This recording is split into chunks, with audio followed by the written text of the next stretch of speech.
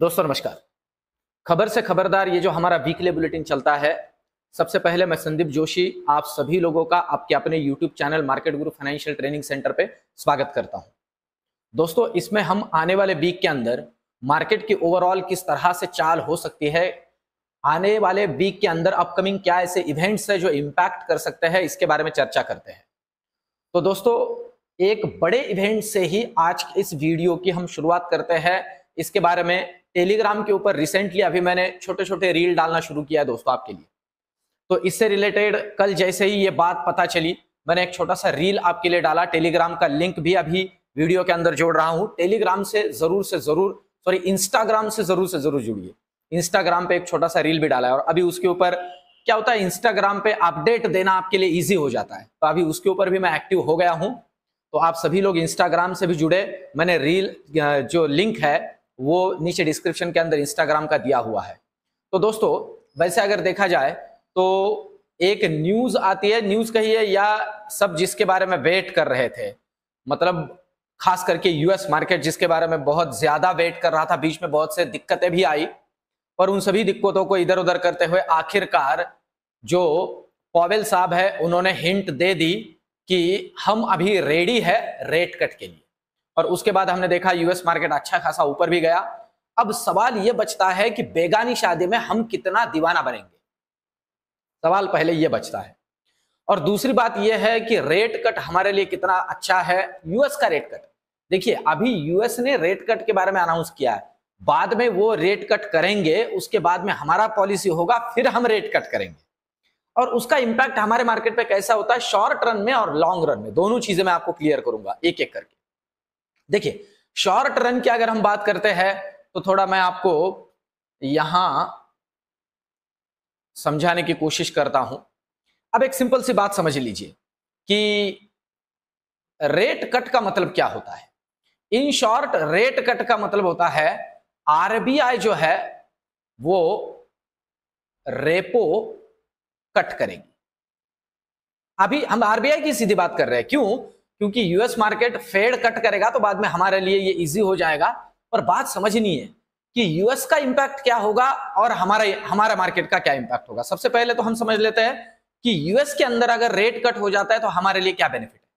Simple है, US के अंदर अगर रेट कट हो जाता है ना दोस्तों, तो हमारे लिए खास करके आईटी सेक्टर के लिए बेनिफिट है, खास करके वैसे देखा जाए तो। और क्यों है, और एक दूसरी बात ऐसी है कि यूएस के ही साथ हम अलाइन हो क्या भी चल रहे हैं, तो उनके मार्केट में थोड़ी खुशी की लहर इसीलिए दौड़ रही है कि रेट कट का मतलब पहला क्या होता है ये समझ लीजिए कि पैसा मिलना सस्ता हो जाता है।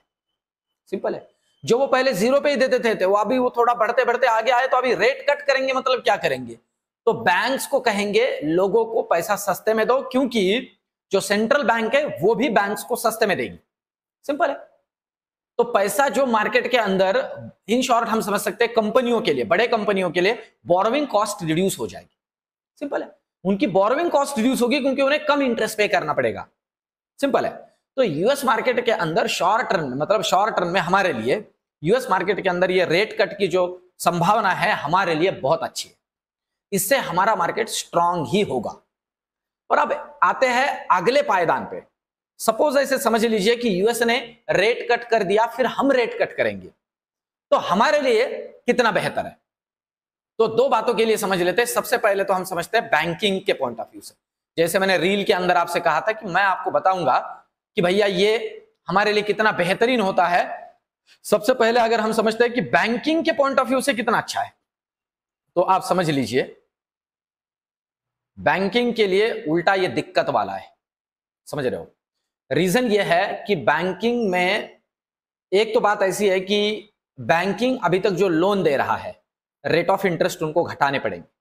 सिंपल है, अगर बैंक रेट ऑफ इंटरेस्ट घटाता है तो हमारे लिए बड़ी बड़ी इंडस्ट्रीज, जो लोग ब्याज पे पैसा लेके काम कर रहे हैं, उनके लिए तो बेहतर है। तो मार्केट के अंदर इसका इंपैक्ट पॉजिटिव होगा। मैं शॉर्ट रन की बात कर रहा हूं, लॉन्ग रन में दिक्कत है। अब दिक्कत क्या, अच्छे से समझ लीजिए। रेपो कट किया मतलब क्या किया, आरबीआई ने बैंक से कहा, आरबीआई ने ही बैंक को जो पैसा दे रहा है उसका रेट ऑफ इंटरेस्ट रिड्यूस किया। आगे बैंक भी जो आपको मुझे खास करके इंडस्ट्रीज के लिए ये चल रहा है, जो लोन देती है उनका रेट ऑफ इंटरेस्ट नीचे आएगा। और अब ऐसी बात है, बैंक अगर जो लेंड कर रहा है, बैंक का बिजनेस क्या है समझ लीजिए, बैंक का बिजनेस दो तरह का काम करता है। बैंक के बिजनेस में सबसे पहले तो बैंक जो है ना बोरोविंग करता है और दूसरा लेंडिंग करता है। सिंपल है ना। बैंक क्या है? फाइनेंशियल इंटरमीडिएट है। बैंक पहले आपसे मुझसे ब्याज पे पैसा लेता है और उसी पैसे को इंडस्ट्रीज को, आपको, मुझे ब्याज पे देता है। पर ज्यादा इंडस्ट्रीज की चर्चा इसलिए चल रही है कि मार्केट के ऊपर इंपैक्ट उसका ज्यादा होता है। तो आप समझ लीजिए, बैंक अगर लेंडिंग ही कम में करेगा, सस्ते में करेगा, तो बैंक जो बोरो कर रहा है, सपोज समझ लेते हैं अभी कि बैंक अगर 7% से लोगों से पैसा ले रहा है, मतलब बोरो कर रहा है, तो बैंक क्या अब 7% दे पाएगा? नहीं, बैंक को इसे भी रिड्यूस करना पड़ेगा। और हम अभी देख रहे हैं रिसेंटली हमारे बैंक्स का सबसे बड़ा प्रॉब्लम क्या चल रहा है? Due to mutual fund awareness या म्यूचुअल फंड की तरफ जो फ्लो जा रहा है पैसों का, बहुत सारे रीजंस है और इन सारे रीजंस की वजह से बैंक में जो डिपॉजिट आ रहे हैं उनकी संख्या कम हो रही है। अभी रिसेंटली हमारे बैंकिंग सेक्टर में दिक्कत क्यों हुई थी? एचडीएफसी, आईसीआईसीआई, इन बैंकों के अंदर एक्सिस क्या दिक्कत हुई थी कि भैया एडवांसेस का तो ठीक है पर डिपॉजिट भी कम हो रहे हैं। सिंपल सी बात है। हाँ, इसके बाद में एडवांसेस बढ़ेंगे, इसकी प्रोबेबिलिटी ज्यादा हो जाती है, समझ लीजिए, क्योंकि सस्ते में मिलेंगे। और बैंक के लिए ये एक नया प्रॉब्लम क्रिएट हो जाएगा, उन्हें लोगों को ऑफर भी कम में करने पड़ेंगे और तब डिपॉजिट कितने आएंगे, ये दिक्कत वाली बात है। तो ये एक नया दिक्कत शुरू हो जाता है दोस्तों। किसी भले में कुछ बुरा भी छुपा होता है। ये सारी चीजें मैं आपके सामने रख रहा हूं। पर अब मुद्दा हमारे सामने, अगले वीक में क्या होगा?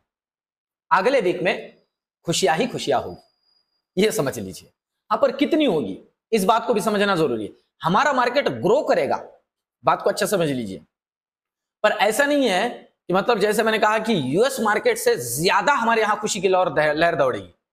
ठीक ठाक, क्योंकि दिक्कत क्या है हमारी, हम एक रेजिस्टेंस पे आके बैठे हैं। आप अच्छा समझ लीजिए इस बात को, हम एक रेजिस्टेंस के ऊपर आके बैठे हैं, ऐसे कि यहां से आगे बढ़ने के लिए उतना मोटिवेशन नहीं है और ये कोई उतना ज्यादा वाला मोटिवेशन नहीं है। क्योंकि आप बात समझ लीजिए, ये बात या ये रेट कट आगे होने वाला है, हुआ नहीं है, ये होने वाला है। तो हमारे मार्केट में एक बुलिशनेस हम देखेंगे। पर जैसे मैंने आपसे कहा था कि निफ्टी अगर 25,000 को क्रॉस कर लेती है तो आप समझ लीजिए कि 25,150 से 25,200 तक की रेंज खुल जाती है। बस इतना ही। ऐसे नहीं कि मतलब वो जो मैं बोल रहा था बेगा निशाद अब्दुल्ला, हम कितने भी बढ़ेंगे, नहीं दोस्तों, ये हमें उतना ज्यादा पकड़ के नहीं चल रहा। पर एक बात है, जो लग रहा था ना डर कि हम बहुत तगड़ा गिरेंगे, अब वो प्रोबेबिलिटी अभी नहीं है। हाँ, क्योंकि ये ग्लोबल अगर सुधर रहा है इस तरह से तो हमारे लिए और अच्छी बात है।